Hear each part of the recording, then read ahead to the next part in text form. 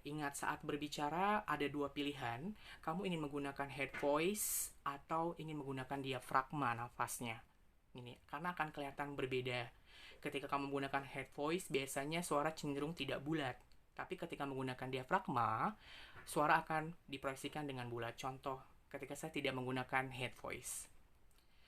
Pemimpin upacara memasuki lapangan upacara. Itu saya menggunakan head voice. Tapi ketika saya menggunakan diafragma, pemimpin upacara memasuki lapangan upacara. Nah, itu yang biasa digunakan teknik-teknik presenter protokoler kenegaraan gitu ya, untuk memproyeksikan suara menjadi bulat dan makin indah untuk didengar. Karena dia memproyeksi suara dengan bantuan diafragma. Sedangkan yang pertama tadi dengan head voice atau dengan nafas di kepala. Seperti itu. Melatih kemampuan untuk melantunkan beberapa nada sekitar nada bicara, yaitu 2 atau 3 nada lebih rendah dan 2 atau 3 nada lebih tinggi. Ini dilakukan untuk melatih infleksi kamu, gitu ya. Makanya ada istilah tadi kan, ne ne ne ne, ne ne ne ne, ne ne ne ne. Nah, semakin lama semakin naik, semakin lama semakin rendah, gitu. Nah, itu disebut sebagai untuk melatih kemampuan kamu supaya mempunyai kemampuan infleksi secara optimal. Solmisasi untuk melatih kesempurnaan artikulasi dimulai dengan menyuarakan bunyi vokal A, I, U, E, O dalam nada-nada tersebut, sehingga disuarakan pula dengan bunyi rakap diftong seperti I, O, E, U, E, Oi. Jadi, solmisasi pun juga dapat digantikan dengan I, O, E, U, Oi, I, O, E, U, Oi, gitu. I, O, A, ui, oi, I, O, A, ui, oi. Nah, itu diganti. Bagi Anda yang sebagai TV presenter, latihannya seperti itu. Gitu. Jadi pemanasan itu sebenarnya ada 6 yang perlu kamu lakukan sebelum melakukan siaran di TV atau menjadi seorang presenter di off-air. Pertama adalah latihan pernafasan yang dasar terlebih dahulu. Sekedar tarik nafas, buang. Tarik nafas, buang. Tarik nafas, buang. Nah, itu pemanasan yang dasar. Dan pemanasan yang kedua adalah pemanasan madya, yang biasanya dilakukan untuk melatih pernafasan Anda supaya tidak terengah-engah dalam berbicara. Contohnya seperti ini. Wow, wow.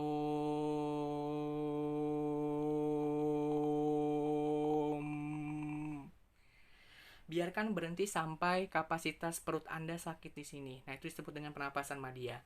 Oh, wow, wow.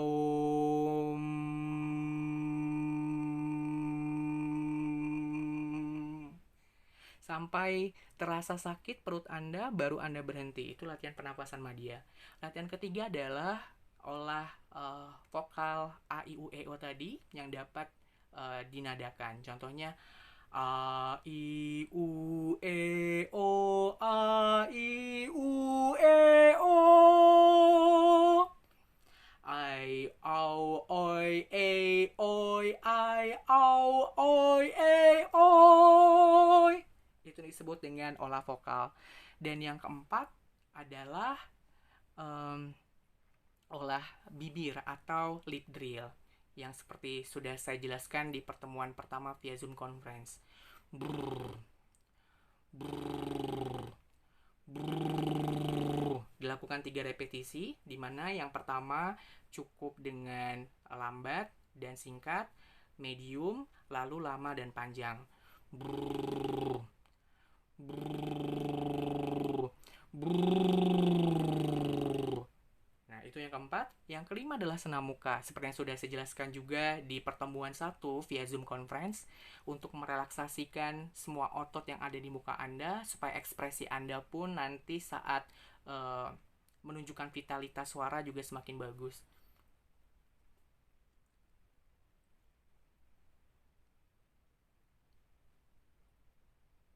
Seperti itu ya. Nah, yang keenam adalah latihan olah emosi. Itu yang tadi saya bilang sangat mendukung dalam memproyeksi vitalitas suara, di mana Anda dituntut untuk menemukan satu kalimat yang diekspresikan dalam 4 emosi yang berbeda. Dalam kasus ini saya biasanya melatih diri saya dalam mengucapkan aku ingin bertaubat, sukmaku bergetar di setiap sudut hati dengan 4 ekspresi yang berbeda. Pertama adalah saya mengucapkan kalimat tersebut dengan ekspresi gembira. Aku ingin bertaubat, sukmaku bergetar di setiap sudut hati. Jangan lupa saat menyampaikan kalimat itu, diperjelas juga artikulasi khusus untuk huruf R-nya, untuk melatih palatal Anda. Yang kedua, saya mengucapkan kalimat aku ingin bertaubat, sukmaku bergetar di setiap sudut hati dengan ekspresi marah. Aku ingin bertaubat, sukmaku bergetar di setiap sudut hati. Yang saya ekspresikan dengan latihan bagaimana membelalakan mata dan juga infleksi naik turunin nada yang berubah dari ekspresi gembira ke ekspresi marah. Yang ketiga, saya akan menunjukkan bagaimana ekspresi bingung saat menyampaikan aku ingin bertaubat, sukmaku bergetar di setiap sudut hati. Aku ingin bertaubat, sukmaku bergetar di setiap sudut hati. Itu ekspresi bingung atau ragu yang biasanya ditandai dengan fokus mata yang tidak jelas, kemudian kadang melihat ke atas, kadang melihat ke bawah, dan bicara juga terbata-bata, tidak lancar seperti layaknya kita mengekspresikan emosi gembira dan emosi marah. Dan yang keempat adalah ekspresi emosi sedih. Aku ingin bertaubat, sukmaku bergetar di setiap sudut hati. Aku ingin bertaubat, sukmaku bergetar di setiap sudut hati. Nah, kira-kira itu adalah ekspresi sedih dari aku ingin bertaubat, sukmaku bergetar di setiap sudut hati. Mengapa latihan itu diperlukan juga? Yaitu tadi untuk menciptakan vitalitas suara yang optimum sesuai dengan porsi emosi penyampaiannya yang tepat. Jadi kamu harus melatih diri secara fleksibel ketika harus membacakan berita atau menyampaikan pesan dengan emosi gembira seperti apa. Kemudian sebagai penyampaian rasa sedih atau simpati juga seperti apa caranya, atau keraguan, atau dalam keadaan marah atau tegas. Nah, kira-kira seperti itu latihannya. Jadi ada 6 pelatihan yang nanti harus kamu lakukan dan harus kamu videokan menjadi tugas kamu di elearning.bsi.ac.id. Contoh lebih jelasnya saya akan share di WhatsApp group dari pekerjaan senior kamu yang sudah saya nilai baik di semester lalu dan juga video saya yang ada di YouTube. Kira-kira itu yang ingin saya sampaikan teman-teman pada pertemuan kedua ini. Jadi, apa yang harus kita lakukan dalam menjaga kesehatan suara? Pertama, upayakan tidak terlalu banyak dan terlalu lama berbicara. Jadi berbicara pada konteks yang penting dan tidak perlu berbicara ketika Anda harus menyuarakan hal yang tidak penting. Sebelum siaran, biasakan mengistirahatkan suara. Dan juga lakukan pemanasan tadi secara rutin, baik Anda ingin tampil sebagai penyiar ataupun saat di mana Anda tidak ingin tampil sebagai penyiar. Tapi untuk mengisi waktu luang, ada baiknya Anda melakukan 6 latihan pemanasan tadi. Yang ketiga, jangan membuat suara Anda bersaing dengan kegaduhan di sekitar Anda. Jangan gunakan vokal yang tertekan, maka keadaan harus rileks dulu. Makanya ada perlu pernafasan tadi, ada pernafasan yang dasar dan pernafasan madya. Dan jangan batuk berkepanjangan sampai menghentak-hentak. Hindari hal-hal yang bisa menyebabkan iritasi pada laring atau kerongkongan ini. Gunakan teknik menguap untuk mengucapkan kata dengan rileks. Ya tadi ya, A, I, U, E, O dan juga senam muka yang sudah kita lakukan. Kemudian lakukan teknik relaksasi dengan latihan head roll. Maksudnya seperti ini. 1, 2, 3, 4, 5, 6, 7, 8. 1, 2, 3, 4, 5, 6, 7, 8. 1, 2, 3, 4, 5, 6, 7, 8. 1, 2, 3, 4, 5, 6, 7, 8. Itu dimaksud dengan pemanasan dengan head roll. Lalu jangan tidur dengan berbaring pada sisi kanan atau kiri saja. Jangan terlalu banyak minum minuman beralkohol dan jangan banyak mengulum permen. Jelas itu akan mempengaruhi laring suara Anda dan kualitas suara Anda menjadi berat. Dan saat membaca atau berbicara panjang, ambil beberapa kali nafas dalam satu kalimat. Dan aplikasikan teknik pernafasan tadi yang sudah saya jelaskan. Ada 6 pemanasan yang harus kamu aplikasikan melalui video juga nanti. Demikian teman-teman yang saya ingin sampaikan pada pertemuan kedua ini. Semoga ilmunya bermanfaat dan jangan lupa setelah ini silakan akses elearning.bsi.ac.id untuk menjawab forum pertanyaan yang sudah saya ajukan dan juga mengerjakan latihan yang sudah saya tentukan, dan mohon dilihat deadline-nya dengan seksama. Terima kasih. Assalamualaikum warahmatullahi wabarakatuh.